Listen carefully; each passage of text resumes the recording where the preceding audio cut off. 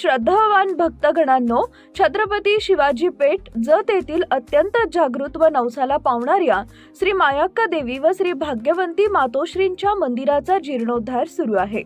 या पवित्र कार्यात भक्तिभावानं सहभागी व्हा।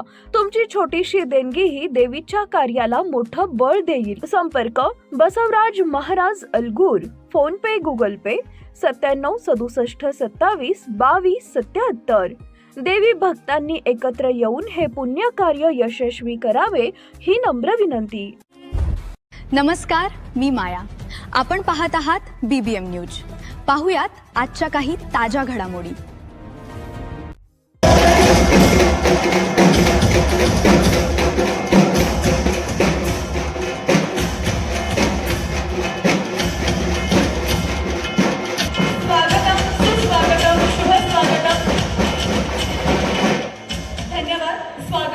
माननीय नामदार चंद्रकांत दादा पाटील साहेब यांचं आगमन झालं। जरा जोरदार टाळ्या आपण साहेबांसाठी वाजवूया। देवभूमी जतमध्ये त्यांचं सहर्ष स्वागत आहे। त्याचबरोबर आपल्या जतचे भाग्य विधाते माननीय गोपीचंद पडळकर साहेब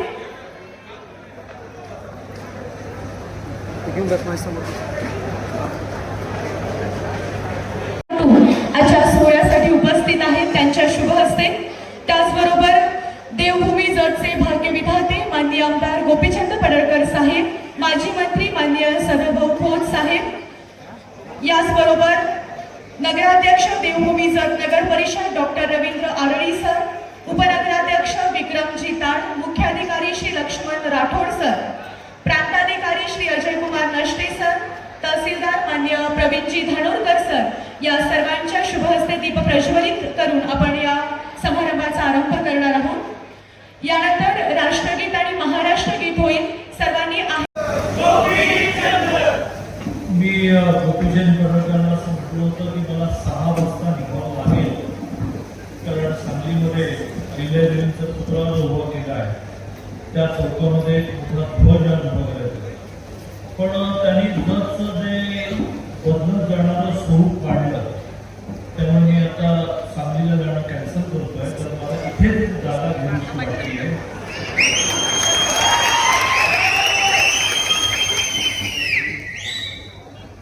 गमतीचा बाब सुरू आज जत शहरामध्ये, जत नगरपालिकेच्या हद्दीमध्ये अनेक विकास कामं पूर्ण झाली, त्याचं लोकार्पण जी सँक्शन झाली त्याची पायाभरणी असा सलग 4-5 ठिकाणी लोकार्पण पायाभरणी। जसं आपण इथे नगरपालिकेच्या भव्य दिव्य कार्यालयाची पायाभरणी केली, मग एका ठिकाणी आम्ही केंद्र सरकारने जो प्रकल्प दिला की दर 2 वर्षांनी मोठ्या गाड्या, ट्रक आणि टेम्पोचं चेकिंग करायचं, ते फिजिकल चेकिंग होत होतं। केंद्राने निर्णय दिला की आपण ते ऑटोमाइज करा, त्याचं सेंटर एका जिल्ह्याला एकच द्यायचं आहे।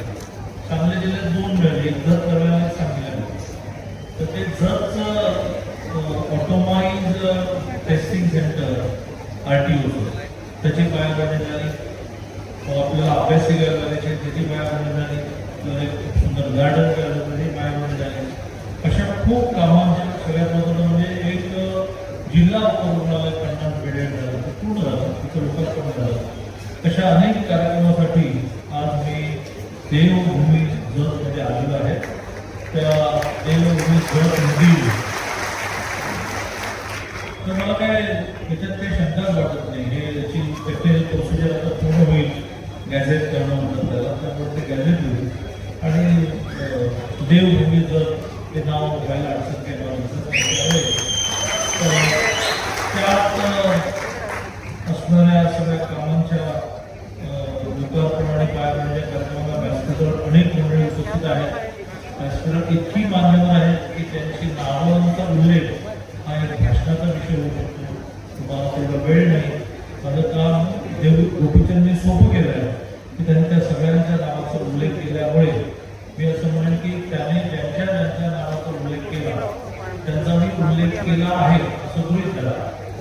व्यासपीठावरच्या सगळ्यांचा मित्र, सगळ्यांचा नेता गोपीचंद पडळकर, माजी मंत्री सदाभाऊ खोत, आपले नगरपालिकेचे नगराध्यक्ष अग्रणी राष्ट्रवादी सर्व मान्यवर आणि मोठ्या संख्येने उपस्थित केली. मी सुरुवातीला गमतीने असं म्हटलं की मलाही आता इतके सगळं रूपांतर होणार आहे, नाट्यगृह होणार आहे. तर तो एक मला प्रश्न पडला होता की आपल्याला नाटकं खूप आवडतात, नाट्यगृह नाही, नाट्यगृह होणार आहे. तेव्हा मी गमतीने असं म्हटलं की आता अनेकांना असं वाटेल की हे एक अतिशय चांगलं विकसित होणार, विकसित झालेलं, विकसित होणार असं शहर आहे. त्या शहरामध्ये आपण आतापासून आपली जागा बुक केली.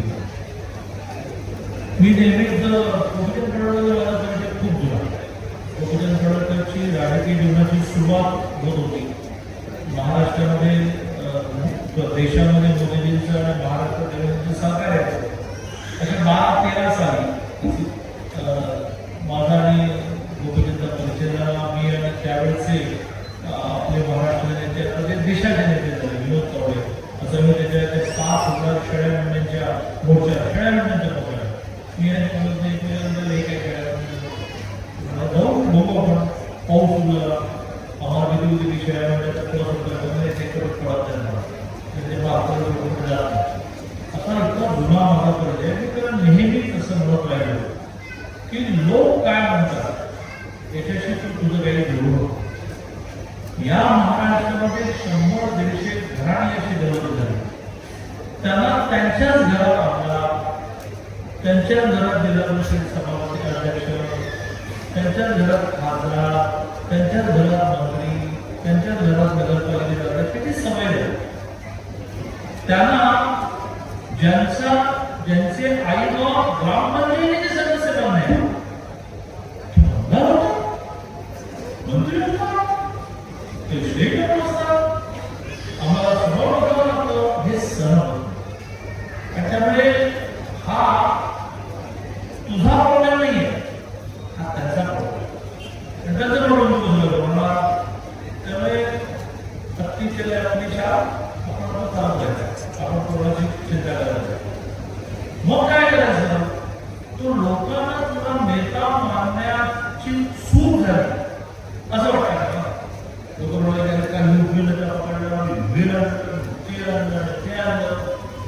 राजकारणामध्ये पैसा कमवण्यासाठी येऊ नको, पैसा कमवण्यासाठी येऊ नको. पैसा पुरत नाही, तो वर जाताना घेऊन जाता येत नाही. त्या देशातला त्यावेळेचा, आता आणखी झालं, त्यावेळेचा सगळ्यात श्रीमंत माणूस मुकेश अंबानी. मुकेश अंबानीने खूप पैसा कमवला. एशियातला सगळ्यात श्रीमंत माणूस म्हणून त्याचं नाव ओळखलं झाला. मृत्यूनंतर एक पैसा दाताला वर घेऊन जाऊ शकले नाही. ते कापडाचं बिल सुरू द्यायच्या, पण जाताना एक चिन्ही कापडाची सुद्धा वर घेऊन जाऊ शकले नाही. आपल्या परंपरेमध्ये प्रेत जाण्यापूर्वी शरीरावर चिन्ही शिल्लक नाही असं बघितलं जातं, नाहीतर आत्मा अडकतो असं म्हणतात. तुम्ही अंधश्रद्धा म्हणतात, मी नाही म्हणत. कमरेचा करदोडा सुद्धा तोडला हे चेक करा. त्यामुळे तिरुपती अंबानींना कमरेचा करदोडाही वर नेता आला नाही, एक बोर्डवर चिन्ही पण वर नेता आले नाही. तुम्ही कसे म्हणून काय करता, तर तुम्ही राजकारणात या, समाजकारण. मुलींचं 100% फी सरकारने भरली पाहिजे. आगामी काळामध्ये या महाराष्ट्रातल्या 5 लाख मुलींना दरमहा 2,000 रुपये पॉकेट मनी मिळाला पाहिजे. शेतकऱ्यांना 24 तास वीज मिळालं पाहिजे, त्याच्या क्षेत्राला पाणी मिळालं पाहिजे. शहर वाढत चालली जगसारखी, त्यांना नवनवीन मानसिक गरजा नाट्यगृह व्हावं, 24 तास वीज मिळाली, सारखं नेट बसलं मिळालं, ते देता आलं पाहिजे. यासाठी राष्ट्र आणि गोपीचंदने ते तंतोतंत पाळलं की तो पैशाच्या मागे न लागता, त्याला हे मला म्हणून पटलं की जाताना मला काही बोलायचं नाही आहे. तो लोकांच्या विकासाच्या कामाला लागला. तो लोकांकडे जातो ते कॉन्ट्रॅक्ट मागण्यासाठी नाही, तो जातो माझ्या एका मंदिराला तुम्ही 8 कोटी रुपये द्या, माझ्या त्या एका तलावासाठी मला पैसे द्यायसाठी जात असतो. त्यामुळे लोक काय बोलतात, लोक कशाला करतात, त्यांच्या मानसिकतेचा विषय आहे जे आपण लक्षात घेतला पाहिजे. आणि म्हणून खूप या तालुक्याचा विकास जर म्हटल्यानंतर लोकांच्या जर नाव म्हटल्यानंतर जर अविकसित, पाणी नाही, घास आहे, रोड नाही, सगळं बघत सांगली आज सकाळपासून जिल्ह्यात कार्यक्रम मी फिरतो आहे.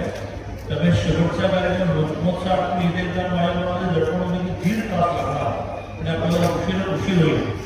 पण एक तर निवांत झालो झाले जर शहरात आलो काय प्रकारच्या सुविधा लोकांना सगळ्या त्यामुळे तो जे मागेल ते द्यायला ह्या देशात या राज्याचे मुख्यमंत्री देवेंद्रजी बसलेले आहेत. त्याची देवेंद्रांची खूप जवळ निर्माण आहे. त्याचं कारण काय तर 14 माननीय मोदीजी पंतप्रधान झाले आणि 4 महिन्याने 6 महिन्याने देवेंद्रजी मुख्यमंत्री झाले. त्याने ठरवलं सत्ता सर्वसामान्य माणसाच्या घरात नाही. सदाभाऊ खोतला मंत्री करायचं, गोपीचंद पडळकरला विधान परिषदेत न्यायचं, विधानसभेत न्यायचं, असं त्यांनी सर्वसामान्य माणसाला मोठं करायच्या ठरवल्यामुळे गोपीचंदला म्हटलं की काही विषयाला विषय लावण्याच्या गोष्ट नाही. संघटनेला 10,000 डोळे असतात, संघटनेला 20,000 कान असतात. ते डोळे टिकत असतात. कोण काय करते, कोण काय करते, कोण काय करते ऐकत असतात. कोण काय बोलते, कोण काय बोलते, कोण काय बोलताय. आणि अचानक वन फाय मॉर्निंग तुझ्या ध्यानीमणी असताना तुझ्या पदरामध्ये काहीतरी पडतं. दिस इज बीजेपी जी तुला बदलून देईल. फक्त तू प्रामाणिकपणे काम करत राहा. आणि म्हणून मी आज हे घोषित करायला आलेलो आहे की तुमच्या तालुक्यामध्ये, तुमच्या विधानसभेमध्ये जे जे लागतं ते गोपीचंदनी अतिशय सिस्टमॅटिक मग त्याला आणखी एक सूचना मी केली. तू एक एजन्सी आपण त्या एजन्सीनं पूर्ण जत तालुक्याचा एक टप्प्याटप्प्याने विकसित होणारा आराखडा तुम्ही तयार केला. मी एका छोट्या गावात होतो, 22 लोकसंख्या. मला 13 वर्ष बाळाने गुजरात होतो अखिल भारतीय विद्यार्थी परिषद. मोदीजी आणि आम्ही खूप जवळीक आहे. तर मोदीजी मला असं म्हणाले की तुम्हाला आप जिस गाँव में रहते हो उस गाँव में समस्याएं नहीं बची, ऐसा कितने सालों में कर पाओगे. मी त्यांना असं म्हटलं की प्रश्न थोडा कठीण आहे की लगेच कामाला लागतो. मी काय तुम्हाला आता थांबवत नाही की वर्षभर माझ्या गावात माझं निमंत्रण आहे, बसेसची व्यवस्था करतो, तुम्ही माझ्या गावामध्ये या. मी 14ला मंत्री झालो तर माझं 3 डोंगराच्या पलीकडे असणाऱ्या मंदिराला रस्ता करण्यापासून माझ्या असं निम्म गावाचं भवन आहे ना, ही माझी वहिनी, ही माझी मावशी, आमच्या सगळ्या महिलांना कपडे धुण्याची जिथे व्यवस्था नव्हती, घसरून पडायच्या, तिथे घाट करण्यापासून, गावातील सगळी मंदिरं चांगल्याने नीट करण्यापासून, गावातल्या शाळा नीट करण्यापासून जवळजवळ आता अशी स्थिती आहे. आपण काय झालं की आपण गावात मंदिर होणार प्रकाशात. माझं गाव घरापुढे जवळ झालं 1 किलोमीटर दोघांच्या घराकडे करता करता करता मग मी कोल्हापुरात आलो. कोल्हापुरात घराला विमानतळ वर्षाला एक विमान यायचं, फ्लाईट लँडिंग नाही, गावपट्टी मोठी नाही. मी मंत्री झालो आणि मी केंद्राकडे पैसे मागतो. 330 कोटी रुपये केंद्राला सांगितले. ऑर्डरची घातली की 20% राज्याने दिलेलं. मेल माझ्यापर्यंत यायला उशीर झाला आणि त्याच्यावर लिहिलं होतं की म्हणजे त्याने दिलं 8 दिवसापूर्वी की संध्याकाळी 7 पर्यंत तुमचे 20% जमा होणार. मला तुम्हाला पत्र उशिरा मिळालं. मी धावत मुख्यमंत्री सावळा होता. माझं ऑफिस 3ऱ्या होतं. अमोल वाडीला आमदार शॉप वरती गेलो.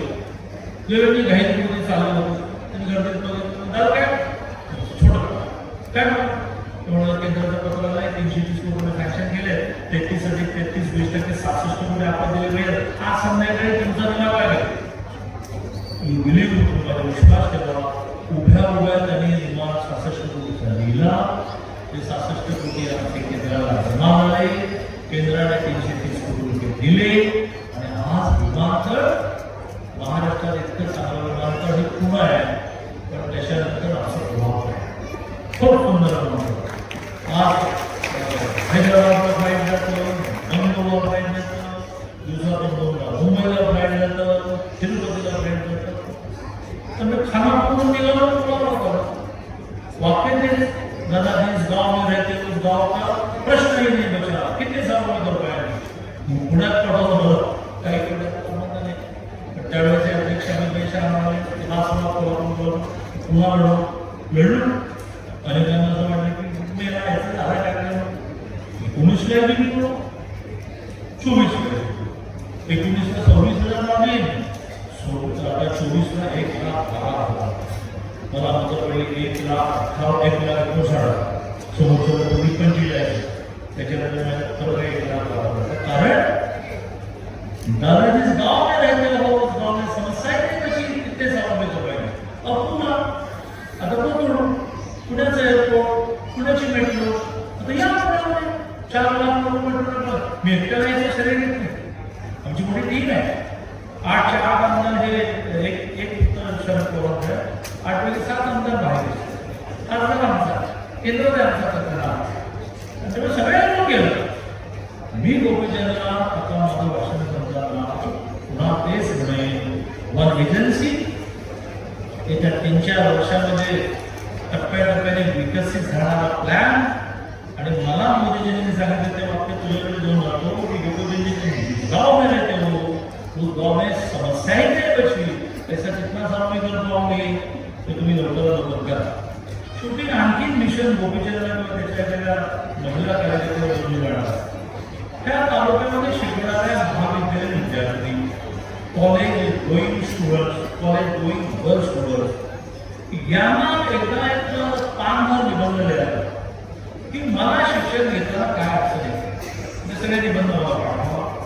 त्या निबंधातून जो निष्कर्ष निघेल ते आमच्या गावातून बस नाही व्यवस्थित, प्रायव्हेट बसची सुविधा होती, जेणेकरून ते प्रायव्हेट बसने तुम्ही मेन बसला कनेक्ट व्हा. आम्हाला जगमध्ये हॉस्टेल आहे परंतु त्याचे टॉयलेट आणि नीट नाही आहे असं मी द्या. तिथे कॉलेज बसते. काही आमचे कार्यकर्त्यांनी घरी जाऊन आपल्या कलाची मुले सांगायचं की आम्ही निबंध द्यायचा प्रॉमिस गोपीचंद पडळकरसाठी सुद्धा. आणि महिला शिकल्या पाहिजे, त्या शिकल्याशिवाय देश सुधारणार नाही, देश पुढे जाणार नाही. त्यासाठी हे माझं जमिनीचं मिशन आहे. म्हणून तर आम्ही 2 वर्षापूर्वी मुलींची 842 वर्ष शिकली 100% माफ केली. 900 कोटी ऍडमिशन मॉडेल घेतला. 2 वर्षापूर्वी मुलं आणि मुलींमध्ये 16% फरक होता. गेल्या वर्षी 3.5% झाला. या वर्षी माझी खात्री आहे ऍडमिशन सुरू माहिती आहे मुली मुलांपेक्षा जास्त असतात. का त्यांची फी भरायला तयार नव्हती. मुलं आणि मुली शिकण्यासाठी मुलांना शिकले तू घरी बघ तुझं काही असेल कोर्स येते 600 फी असते. इंजिनिअरिंगला जाऊ नको, कॉलेजला जाऊ नको, मेडिकलला जाऊ नको, लॉला जाऊ नको, MBA जाऊ नको. आता ते काय म्हणते माझी फी झालं कामावर मला. आणि शहरात मला हॉस्टेल असेल तर मला निर्वाह करता येते. पुण्या मुंबईमध्ये दरमहा 6,000 देते, तर त्याच्याकडे छोट्या शहरामध्ये दरमहा 5,000 देते. त्याच्याकडे छोट्या शहरामध्ये सांगलीमध्ये 3,200 देते. आणि जर सगळ्या ठिकाणी दरमहा 2800 10 महिन्याचे 28,000 द्यायचे. माहिती नसेल योजना बऱ्याच लोकांना माहिती नसतात. ज्यांना हॉस्टेल मिळत नाही त्यांना जर सगळ्या शहरात सुद्धा सरकार दरमहा 2800 रुपये रूम घेण्यासाठी मिश्रा देते. का मुलींनी शिकतात, मुलींनी शिकण्याचं प्रमाण वाढतं. या देशामध्ये कुठल्याही क्षेत्रामध्ये महिला नाही असं होता कामा नये. त्यामुळे विकासाच्या कामासाठी देवेंनी बसलेले तू फक्त लॉजिकल कामात त्यालाही माहिती की लॉजिकल कामात तो आधी अभ्यास करतो. पण ॲडिशनली एक मिशन तुझ्या एका महिला कार्यकर्त्याला देईल की या तालुक्यातली एक माझी ताई कॉलेजमध्ये शिकणारी, पैसे नाही सुविधा नाही म्हणून कॉलेज बंद केलं असं झालं की तू रिस्पॉन्सिबल आहे. तुम्हाला काय म्हणत आम्ही डू ऑल थिंग्स. त्यामुळे त्या सगळ्या विषयामध्ये सुद्धा सतर्कतेने आपण करा असे आपल्याला आभार करतो. आणि मला उशीर झाल्यामुळे आभाराची पण वाट न बघता माझा ड्रायव्हर गाडी स्टार्टच करून बसलेला आहे. धावत मी माझ्या गाडीकडे. हॅलो, आपण एक सत्कार इथे संपन्न करणार आहोत. बातमी आणि जाहिरातीसाठी आमच्या चॅनलला लाईक आणि सबस्क्राईब करा. धन्यवाद.